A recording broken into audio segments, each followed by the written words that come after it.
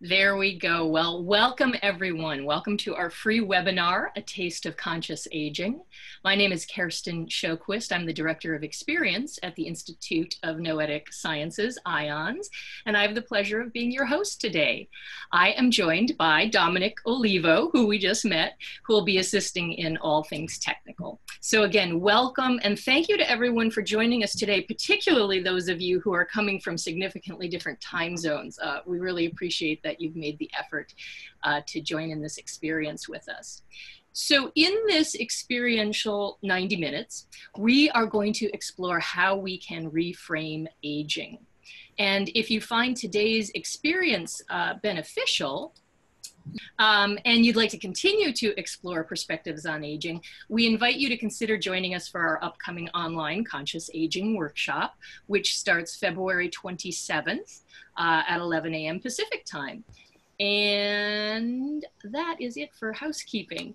So without further ado, it is my absolute pleasure to introduce our presenters today. Mark Blessoff and Evelina Everidge are both IONS certified conscious aging facilitators who offer the Conscious Aging Workshop in their own communities. Mark is in Oak Park, Illinois, and Evelina is in Asheville, North Carolina. They are deeply passionate about the topic of conscious aging. We are so very lucky that they are a part of our IONS family, and we are really excited to have an opportunity to share their gifts with you today. So thank you, Mark and Evelina, for being with us, and please take it away. Thank you, Kirsten. It's great to see you.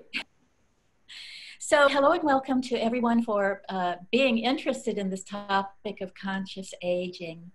And today, as in our 6-week online series, we will be co-creating community, because that's really a hallmark of what conscious aging is all about. Having a conversation together, because we really are pioneers in this regard, the first wave of people that are looking at reframing aging and a different paradigm of what aging is all about. We kind of lack role models in that regard, so we can learn from each other. I'd like to start by sharing how I came to be a conscious aging facilitator. And I think a lot of it had to do with watching my mother, who had such a deep aversion and fear of aging and dying that it really caused her a lot of suffering in the later part of her life. And especially when she developed Alzheimer's. She could not come to terms with it, although she didn't mind pulling what she called her little old lady act when she wanted something. But the rest of the time, she just resented the heck out of it. And never did come to peace and resolution. And I think, she was afraid of confronting uncomfortable feelings. She felt that she was lacking, the changes that she was experiencing was somehow a failure on her part, that her life as she perceived it was lacking, and she was afraid of being judged by her God when she died. And so it's interesting, because many of those things are issues we talk about together in the Conscious Aging program. These are all fears that many people have. But I knew that that wasn't the scenario that I wanted for myself. The second influence was being a hospice nurse, helping people who wanted to die in their homes. And the earlier that they could bring in hospice, the better, because then we could focus on how do you want to live as well as how you want to die. I saw that people who had developed an inner life and done some of this work had a more peaceful end. I saw that people who weren't comfortable with that, who resisted that, and who were in fear and denial, or their families were, had a much more difficult time. So I saw that we don't need to wait until the end of our life to begin looking at some of these issues and being with them and reframing them so that we don't have these regrets and need for those kinds of closures at the end. I wish they taught this in elementary school, actually. So I think it's never too early to start with that. So then I found that IONS had developed this wonderful program based on their years of research on transformation and compassion. And it just opened up a whole new perspective for me, and I haven't looked back. And I love sharing this with as many people as possible and learning together. Mark, what brought you to conscious aging? Thanks, Evelina. And thank you to IONS, Kirsten, Dominic, and all our participants today. Um, Melting my armor. That's what got me to conscious aging. For over 30 years, I was a criminal defense attorney here in Cook County, Illinois. And in order to do what I did for all those years, I built up a pretty good set of armor. And when I stopped practicing law and came into the conscious aging workshop orbit, it has really been a gift to me, and it is really assisting me in appreciating relationships. And I really do get a gift each time I do webinars or we facilitate workshops. All right, I'm listening to this workshop, guys. Okay. And hello. Yeah, I basically, conscious aging helps me to age with intention. It helps me to walk our natural path of aging. Conscious aging helps me get closer to being the person that I would like to be. And it's helping me to reframe aging so life can be more wonderful and not just less horrible. So that's why I'm here, and I'm glad to be here. Thank you. Thank you, Mark. So let's move into talking a little bit about ageism. If we say that conscious aging is an ongoing process of determining what is true and meaningful for ourselves and supporting that with our thoughts, words, and actions, then we must first sort through all the things we've absorbed about aging. It can be a process of elimination. What we've absorbed consciously and unconsciously. If we are told something often and long enough, we believe it. I mean, just for an example, let's look at these common phrases and beliefs. You look good for your age. I can't look good. You don't look your age. Well, but this is my age, so that doesn't really make sense. Wow, you don't look 65. You look fabulous. As if to look 65, you couldn't look fabulous. I love this one. She's well preserved for her age. You know, what am I, a pickle? He's 79 years young. Well, hello there, young lady. Or she's still active. Dr. Bill Thomas in his Changing Aging tour, he talks about the tyranny of the word still. If we could just take the word still out of the sentence. She's active, she dances, she's sexually active, and leave off at her age. You know, he's still sharp as a tack, feisty, spry. This one about the senior moment, I mean, I think most of us have said that, but now that I'm thinking about it, I've started to say I'm having a human moment. That way it doesn't feed into this stereotype that that's inevitably what happens as a senior and only seniors forget. What do you expect at your age? I hear that sometimes from doctors, unfortunately. And these that we've probably said these ourselves. I'm not old, I'm young at heart. I'm too old to change. You know, I want things to be the way they've always been. Can't learn something new. This is just how I am. And how about what instances do we lie about our age? I have women friends that lie about their age on dating profiles because they say otherwise they'd never get a response. Again, that's one of the impacts of aging and assuming that older people don't have romantic and sexual lives. Or how about these words we commonly see in ads or hear in the common culture? Age appropriate. What is that exactly? Old lady clothes. Anti-aging, anti-wrinkles. Let's reverse the ravages of time.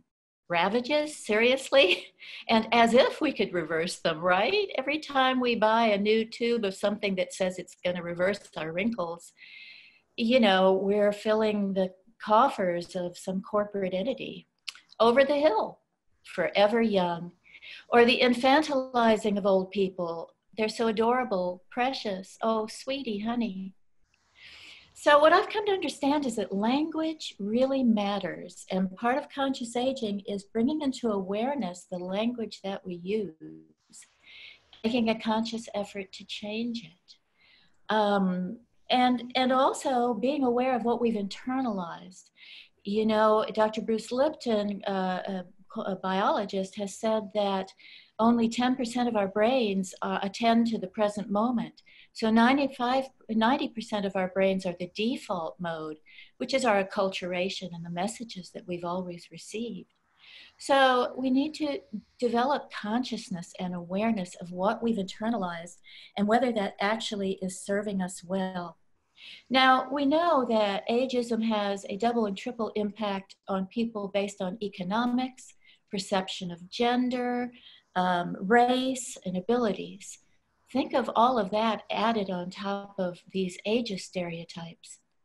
When we say we don't want to be perceived as old or I'm really young at heart, aren't we really saying we don't want to conform to the ageist stereotypes?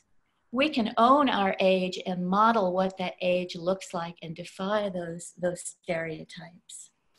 I propose that as we age, we model that proudly and realize that age is as diverse as there are individuals. Could you bring up that second screenshot, please, Dominic? I just want to end my comments with this one.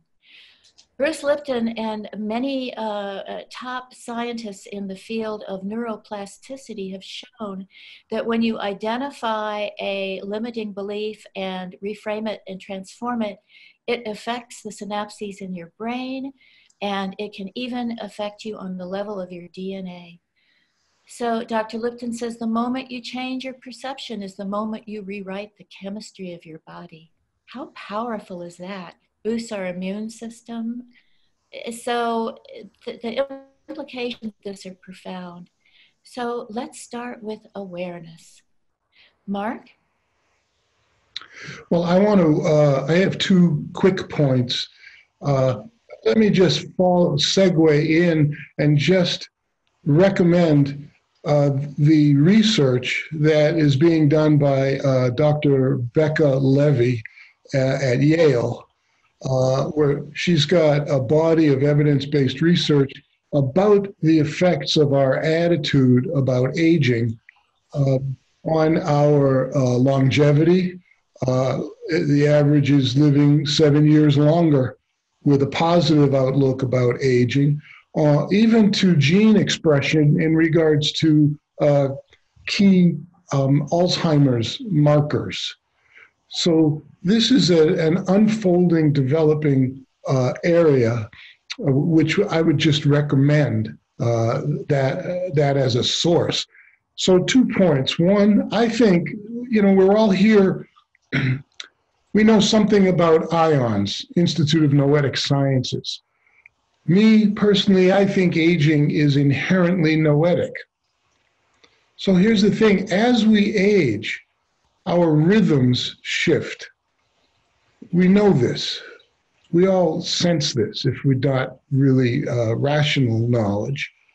And we actually get better acquainted with our intuition. And this is a natural process of our aging as human beings. Many of us view aging as just trying to make the best of a bad situation.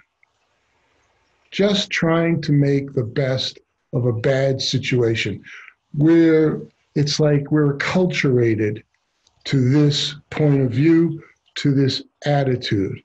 Now, conscious aging workshops, what we've found, what I know from my own personal experience facilitating these workshops over the last 5 years, These workshops offer us a reframed view of our own aging. And as I said before, we reframe our aging so that life can be more wonderful, not just less horrible.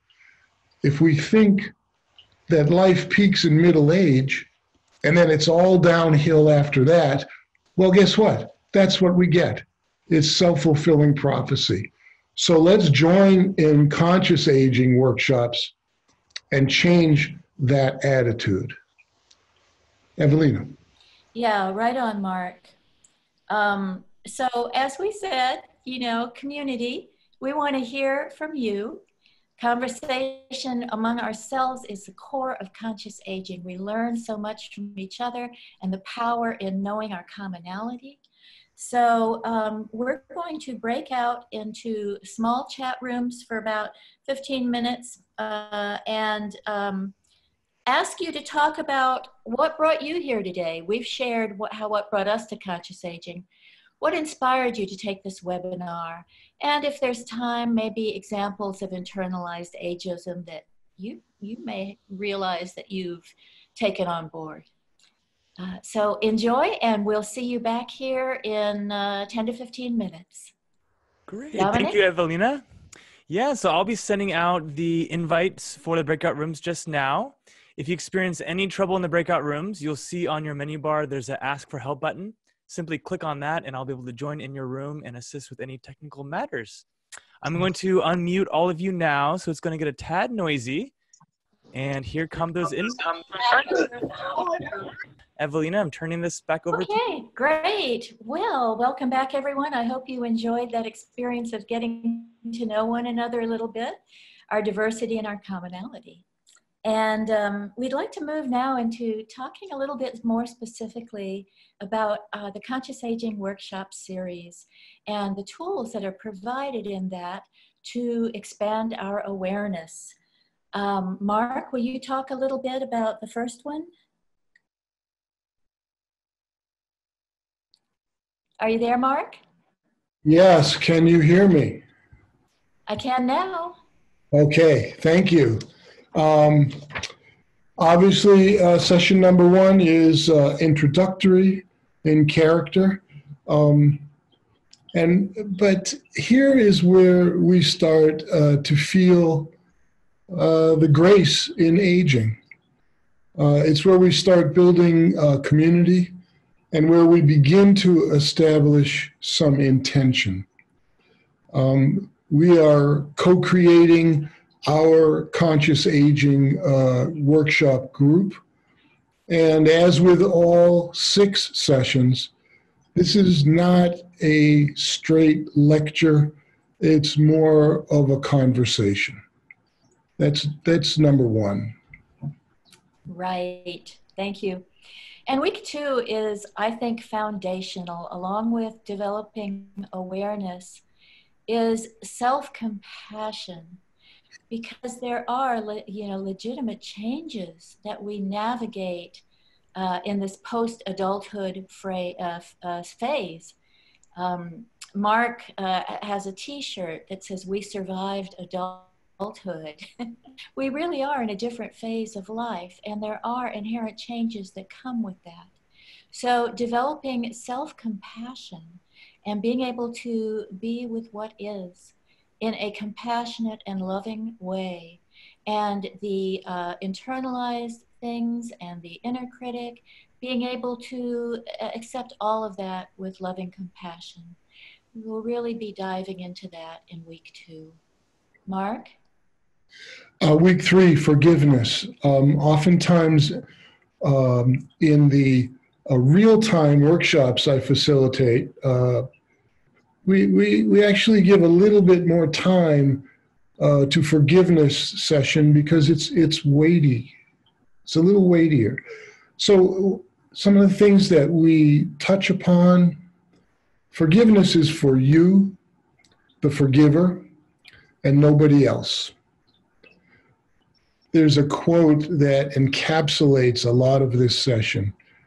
And the quote is, "Holding a grudge is like eating poison and expecting it to hurt the other person. Forgiveness. Evelina? Right, exactly. Thanks, Mark.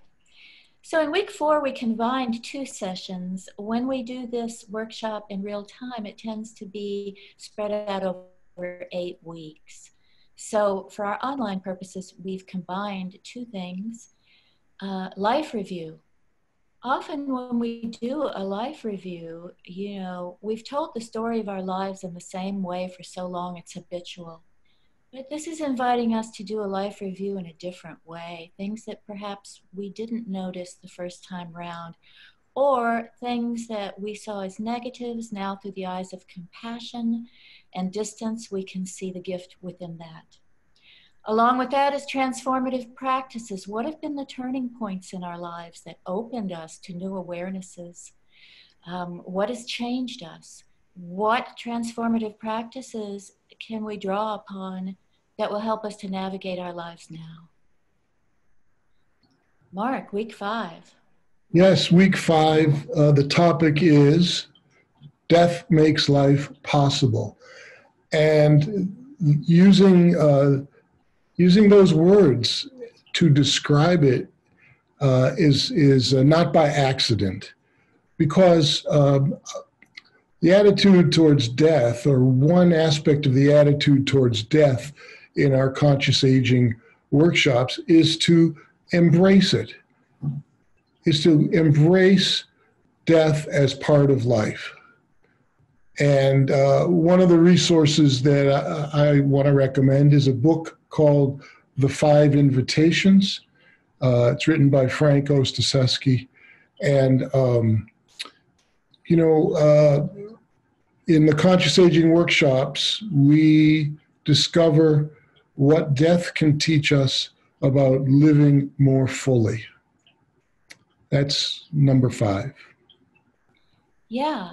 And then week 6, again, combining 2 topics, surrender. Well, many of us bristle at that word because we think of it as waving the white flag, I give up. There's a big difference between allowing what is and giving up.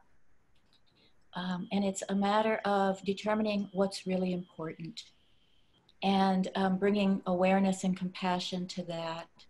So we look at how we can practice the ultimate letting go as well. The more we practice along the way, giving up to our attachments to things that don't really matter, helps us to continue that process of distilling to the essence what's really important. And then we talk about, what does a new vision of aging look like? What are some of the components for that? And what do you feel you could commit to moving forward with the tools that we've talked about over the 6 weeks? So these are really powerful, empowering, fun, juicy sessions that I hope some of you will consider participating in. Thanks, Mark, you want to talk about reframing? Yeah, so that was sort of an overview of the workshop program. So here's a particular instance or tool that we offer in the workshops. So this is a chart laying out different choices that we have as we age. Self-limiting beliefs or life-expanding beliefs. Now, all of us share in these beliefs to one extent or another. So we're the first half of the chart is on the screen now, and as we move through it, we'll have the second half. And we want to encourage you to actually read through this. We're going to go slow enough and leave it on the screen so that you can read it and see what resonates. Because afterwards, we want to talk about that. Self-limiting beliefs. One is a self-critic. Oh, I'm slow, clumsy, forgetful. We can reframe those self-limiting beliefs into self-compassion, which is, yes, there are changes happening in my body, in my relationships, and this is natural. We have the choice to make on these kinds of attitudes. Second one, clinging. Oh, I don't want to change how I live my life. This is how I do things. Well, after 60, 70, 80 years, yeah, maybe you're used to how you do things. But realizing that our lives are impermanent and always changing. It appears static, but we're changing whether we think of it or not. So let's have that intention of changing and embracing the inevitable changes. Evelina. Yeah, getting back to these aging stereotypes, you know, it's really hard to avoid this when everything in our US culture tells us that the only successful aging is to look, act, and feel as youthful as possible. You know, that what an exercise in futility when our bodies inevitably age. If we cannot learn to accept that and appreciate the beauty in the imperfect, then we're really going to have a hard time of it. But we have these inner voices that want to tell us that we're less than, or that we should feel ashamed if we lose our mobility, or as our appearance changes, and other kinds of things. Self-judgment is so insidious. So with Aging Reimagined, you know, this is an ongoing practice. This isn't just something, okay, from now on, this is what I'm going to do. It's like developing any new habit or practice. It requires ongoing awareness and ongoing reframing. So releasing our attachment to our younger selves and being able to imagine our life unfolding in new ways is that practice. And then the hopelessness, yeah, this comes from despair too. Sometimes we do feel alone. There's this whole demographic of solo agers. I'm one of them. And hopelessness can set in. If you feel that you no longer have purpose or value, if you feel invisible in the greater world, and that your value has diminished. So we strive to find what has meaning and value in our lives now. Maybe we can't do them exactly the same way that we've had in the past, but there is much that we can do, and much that we can learn, and much that we can offer. Mark, the next two, Dominic. Great, thank you. So we can shift fear in diminishment to grace in diminishment. We can. Some people are probably shaking their heads. No. So this one really resonated with me. My mother-in-law is 92, and about four years ago, she moved from assisted living to the skilled nursing floor in the facility where she resides, quote unquote facility. And I would when she moved there, I'd get off the elevator on the floor, and I'd be immediately confronted, was my feeling, by 8 or 10 people in wheelchairs. You know, some of them like spaced out, some moaning. And I was really, I didn't even want to look at them. Let's talk about fear and diminishment. And what changed for me is I got to a point where I could appreciate my mother-in-law was right there with them. I got off the elevator and I looked them in the eye individually, smiled, and developed relationships with them. That one resonated with me. Holding grudges. I used that quote earlier, you know, I've been wronged and disrespected. I could never forget the acts that were committed against me, or I could never forgive. And we're not asking you to forget or condone, but forgiveness has a hold on us, which affects us. So for our own selfish reasons, it's good to shift those self-limiting beliefs. Evelina? Right, Mark. And I would also add that self-forgiveness is a big component of that, because Yeah. sometimes we hold, more resentment towards ourselves, judgment towards ourselves, and forgiving ourselves for the ways in which we abuse ourselves is part of that too. Directionless. I feel confused about life and aging. I don't know what I think about it. Wow, that's a great place to be, right? What the Buddhists call beginner's mind. When you don't know, then you're open to information. And I think that's what brings many of us to conscious aging, is trying to figure it all out. Of course, our intention is to age well. What does that mean? That's something we can determine for ourselves through sharing perspectives. And that we do have choices. We can always make a new choice. And isolation, oh, this one is just epidemic. I am alone and separate from others. All my friends are gone.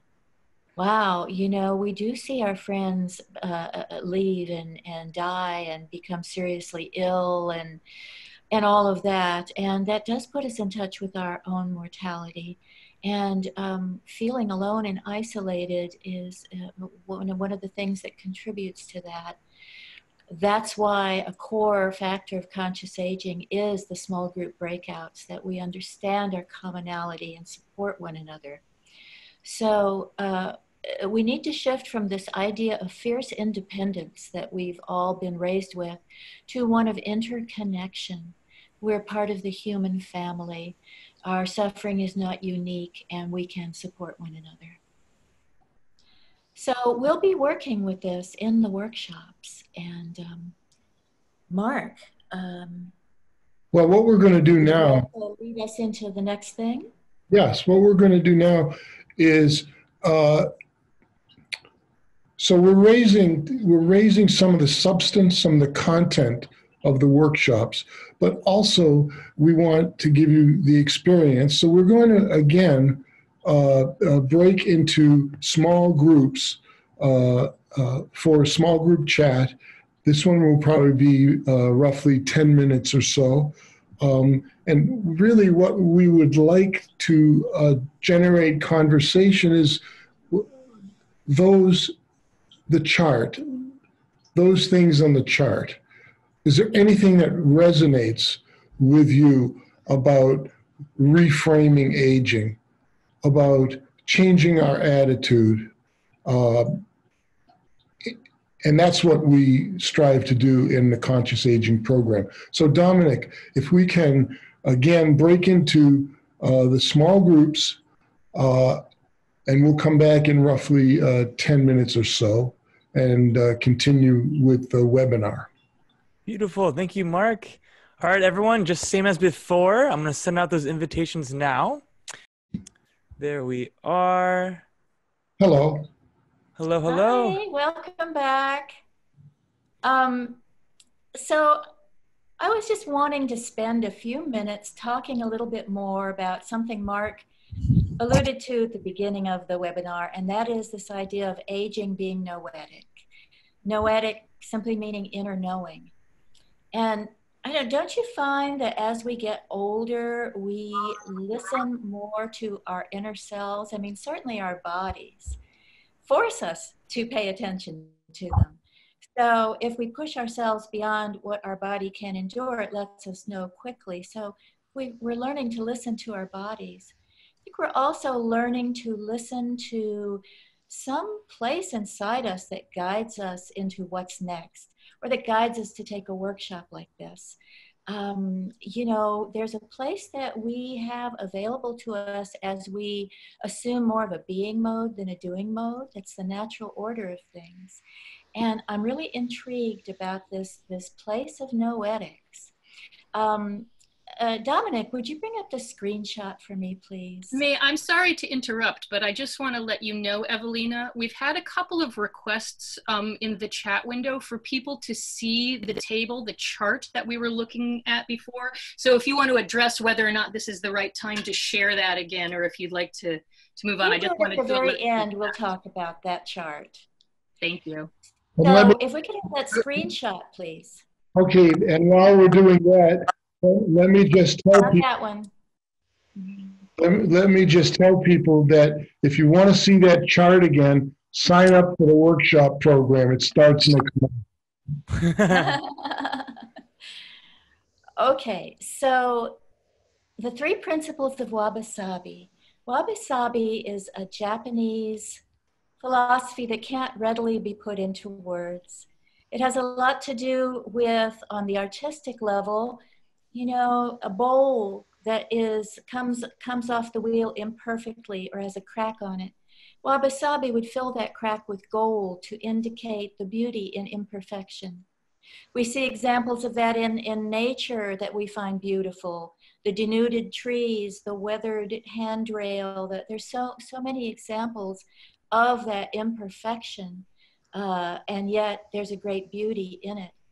Wabi Sabi also carries over into a philosophy of life. Number one, nothing lasts, right? That's undeniable. Impermanence. We all have our lifespan, and then our bodies die. When we have that appreciation of impermanence, then, you know, maybe we don't feel so fearful about death and can live our lives more fully. Number two, nothing is perfect. Nothing is perfect. There is no such thing, really. So if we can be kinder towards our perceived imperfections in ourselves, then we can appreciate ourselves as we are. And nothing is finished. This is the idea that we continue to evolve and to grow and to learn up until the very last minute. So if we follow these principles, it requires a tuning in and listening to an inner voice rather than the busyness. Mark, will you speak some more to this going inward, the value of that in the later stage of life? What are your thoughts? I wanted to piggyback on this, the Wabi Sabi points you made, and contrast. Remember at the very beginning, Evelina talked about ageism, both cultural as well as internalized. And, you know, oh, you still look good, or, you know, the standard was youth, you know, young is good, old is bad. So in a Wabi Sabi aesthetic, think about an old house with a wooden staircase. Think about the banister on that old wooden staircase, and thousands of hands have gone up and down this banister over the years, and it's beautiful, and it's shaky, and it's cracked.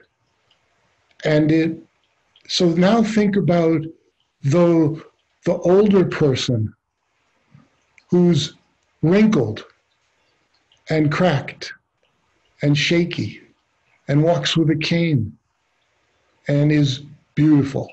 If we can see beauty in the banister, we are able to see beauty in the precious human being. So that's what I wanted to comment on.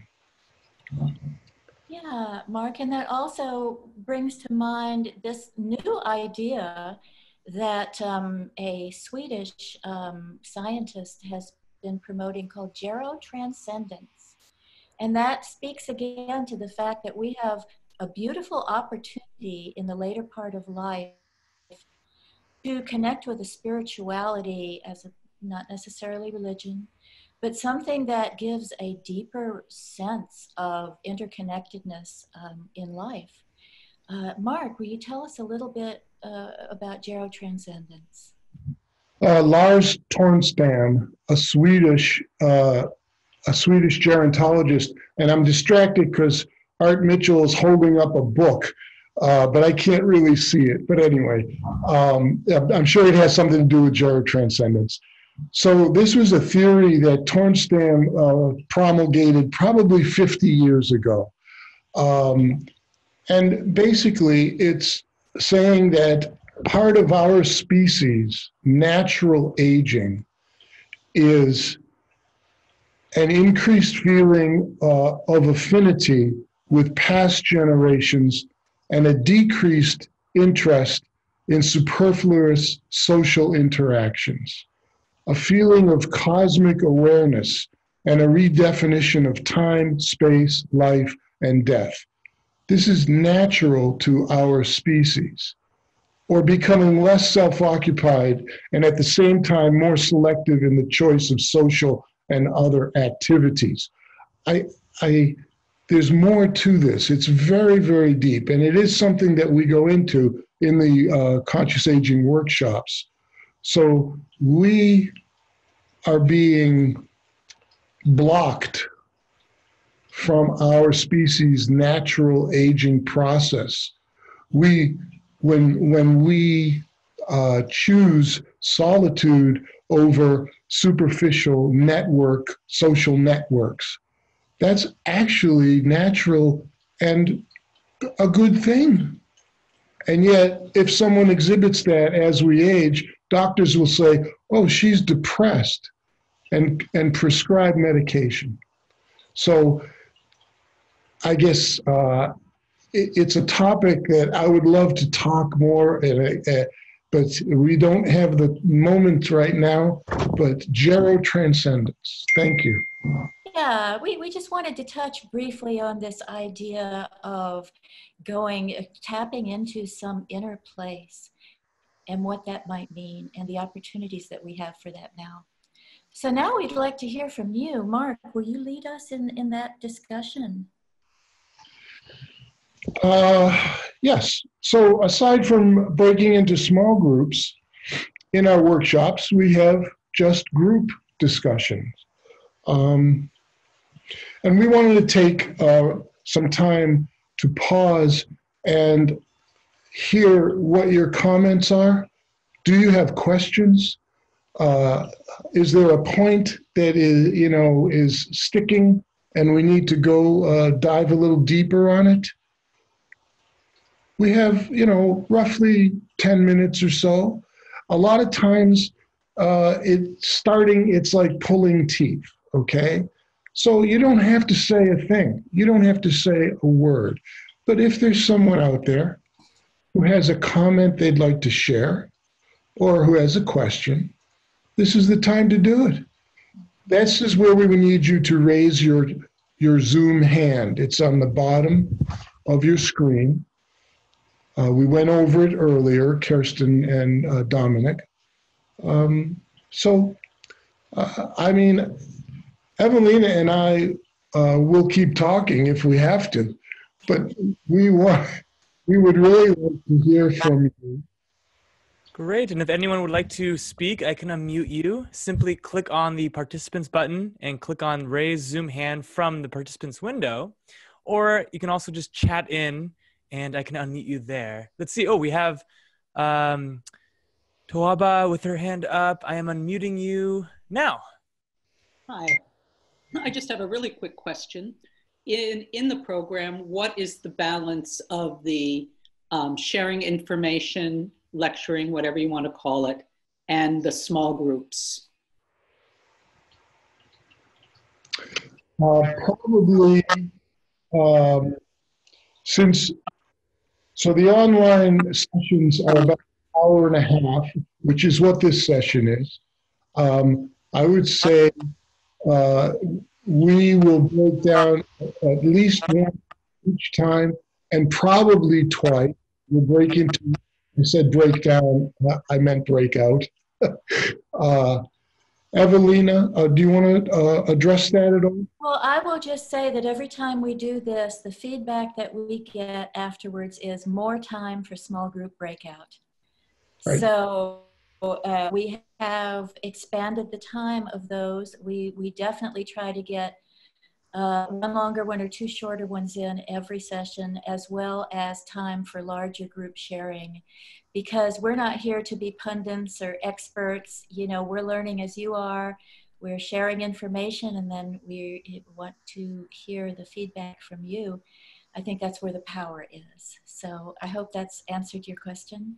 Thank you very much. Yeah. Brilliant. And looks like we have Jane with her hand up. Jane, I'm unmuting you now. Oops. And Jane, it looks like I'm having trouble unmuting you, but if you toggle your mic on from the menu bar. I am. There you go. No, I was just leaning on my hand. Okay, do you want me? Oh, yes, Jane Rosenbrook. Yeah, of course. I have a feeling that I would like to work one-to-one. Has anybody in this group worked one-to-one? I think that might be what I'd be interested in right now is a working one-to-one with a practitioner of the IONS information or group. I can actually jump in and answer that since I'm the director of the experience program here at IONS who has created this program. The program was designed specifically for communities. So at this point, we don't certify people to work one-on-one as a therapist or a consultant in that way. The real depth and beauty of it comes out of that participatory experience. And since not everybody has a local person, that's part of why we bring it online. That said, I do know that there are people counselors, therapists, spiritual leaders who work with these issues in a one-on-one situation. I just don't believe they would be using the IONS. I like your format, and I feel like I would get a lot more out of it if I could. There's sometimes not time for everyone to participate, and sometimes the shy people don't get a chance to talk in these large groups, and I feel like I'd like something a little less multitudinous, let's put it that way. I totally hear you. This might not be a perfect match, but I really do appreciate the urge for that. I think that's something that is also needed in the world. And I don't think I need a therapist. I think I need somebody that's more of a friend than a therapist. So I like your format very much. So I'll think about it. Thank you. Jane, that's a very good point you just made, because we want to be very clear. Conscious aging workshops, this is not therapy. Okay, I'm not trained as a therapist. If you were charged with murder, I'm your guy. Okay, but I'm a facilitator. We're not doing therapy here, just so we're clear. Thank you. I'm quite clear on that. Thank you.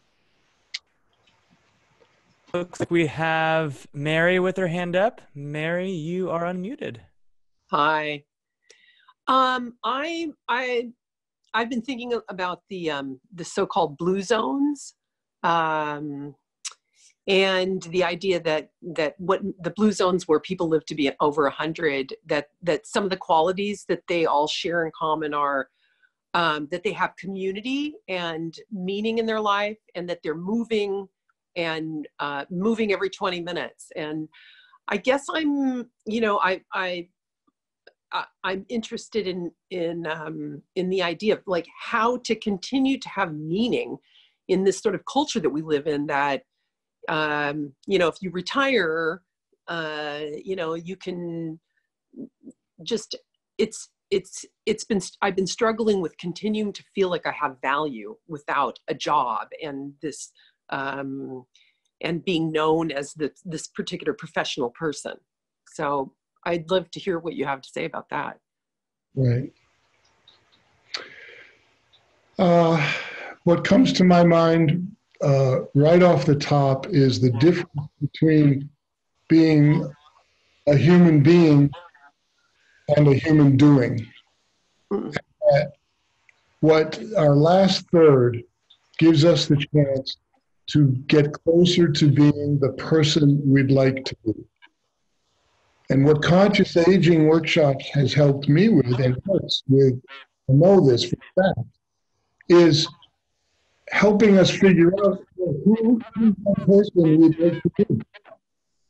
Because we don't really think about that, because we're so busy doing our careers, our parenting, being successful. And well, part of gerotranscendence is admitting and recognizing that it's natural for us to shift rhythms, to become more acquainted with our intuition, and to figure out who is that person we would like to be. Because it's no longer 2 or 3 years, you retire, you wind down for 2 or 3 years, and then that's it. You get warehoused and you die. That's what it was 50 years ago. Today, those 2 or 3 years are 20 or 30 years. So what are we going to do for 20 or 30 years? Let's talk about it. That's, I don't know if that resonates at all, but you know. I need a checklist. What do I do for the next 20 years? Okay. Excellent. And does anyone else have any questions? You guys can chat in the chat or raise your Zoom hand. Hey. Oh, yes. Shannon has her hand up. Hey, Shannon. Yeah, this is just so exciting because we live at such a great time right now, because I was saying in our breakout room that since I've been retired for a couple of years, it's the best time of my life because there's so many webinars, there's so much, not religion, but spiritual going inside. So much that you said just really resonated, you know, about this is the time for being as opposed to our whole life has been doing. And gosh, it's just, it's finally for the first time, the time to do all of that and to go into all the interests that are there.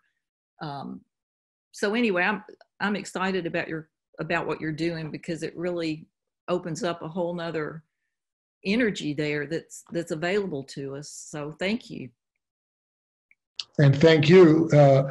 And clearly we're promoting the IONS Conscious Aging Workshop program, but you know what? There's stuff bubbling up all over the country, everywhere. And if we're open to it, then we can see it. So our attitudes actually affect our realities. Mm-hmm. Yeah, and I've also been thinking about this idea that, you know, yes, our roles change as we age and we may struggle to find what those new roles are, but maybe we can be role free. There's a possibility too. One day we may not feel like doing anything. And if we can get rid of those labels we tell ourselves, I'm not being productive or I'm being lazy or apologizing for that, but just allowing that as part of the rhythms too. And maybe we can use our skill sets in different ways or not. It's all equally valid. So I think finding our new roles has a lot to do with awareness about what we think our roles should be and whether that really serves us. So that's something I'm working on personally. Well, Mark, I think we need to wrap up unless there's one last question or comment. Yeah, okay. Okay. So just, and I'll do a closing and then Mark will. Want to thank IONS, not only for the opportunity again to have this sharing in the webinar, but also for creating this beautiful program that has been truly, the feedback that we get is life-changing. This has completely opened my eyes, people will say, or this has given me new hope or direction or self-esteem. Or I mean, when you get those kinds of comments from people participating in these workshops, then it's just so validating of how important this is and how hungry we are to have these conversations. So thank you, IONS, for having created that. Even if you are not able or choose not to participate in a longer series, please continue to have these conversations in your communities with your friends. I have these conversations in the grocery store line. It's amazing how many conversations about aging I have just out and about, you know. So finding ways to continue the conversation, being aware of our language, our responses, and sharing that with other people. And also being mindful of what we are modeling to younger people. Because they're going to be old, you know, soon, sooner rather than later. And let's model some possibilities for those that come after us of a new paradigm of aging. What will our legacy be for future generations? What rituals can we create to celebrate milestones as we age? So our next 6-week series starts February 27th. We'll have lots of resources available to you. We have attunements and guided imagery. It's very interactive. Gosh, what more can we say, Mark? Take it away. Okay, I'll do my general thank yous. the IONS Conscious Aging Workshop program is the best, most focused window to reframing aging. This is good stuff. I think, you're here because you know or instinctively know this is good stuff.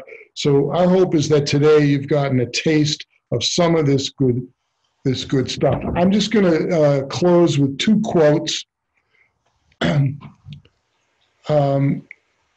The first one is from the book Love in the Time of Cholera. It's written by Gabriel Garcia Marquez. You might remember that. And she allowed herself to be swayed by her conviction that human beings are not born once and for all on the day their mothers give birth to them, but that life obliges them over and over again to give birth to themselves. And this is an aspect of conscious aging, rebirthing ourselves over and over again. And finally, from a book that we use in the workshops, it's called The Sage's Tao Te Ching. It's a translation of the Tao Te Ching, and it's by William Martin.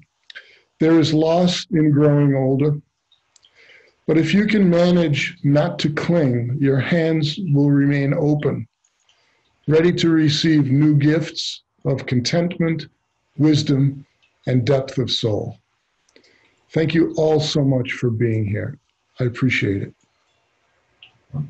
Thank you deeply and gratefully, Mark and Evelina, for your time, for your wisdom, for your hearts. We here at IONS really, really appreciate it. So if you feel called to join us for our next online workshop, that begins February 27th. And again, we have a little promo code that you can use to save 15%, good through the end of this weekend. I do want to say, referring back to Jane's question earlier, we also have over 300 facilitators around the world. And so it's worth reaching out to them as well and see if there's someone in your community who's offering this. There may be someone, particularly in Jane's case, to respond to her need. There may be someone who would be interested in participating in a one-on-one experience with this. So you can visit our website for that. I would also like to ask Dominic to please share the chart that we had a request for. And that's in 2 pages, so we'll pause on this first page for a minute, and then we'll do the second one. We will be sending out a video of this recording. So again, anything that you may have missed, you'll have an opportunity to check out, including this chart. You can go ahead and press pause when you're watching the video again. So thank you all very much for your time. We really appreciate that you chose to spend it with us, and we look forward to seeing you at another time.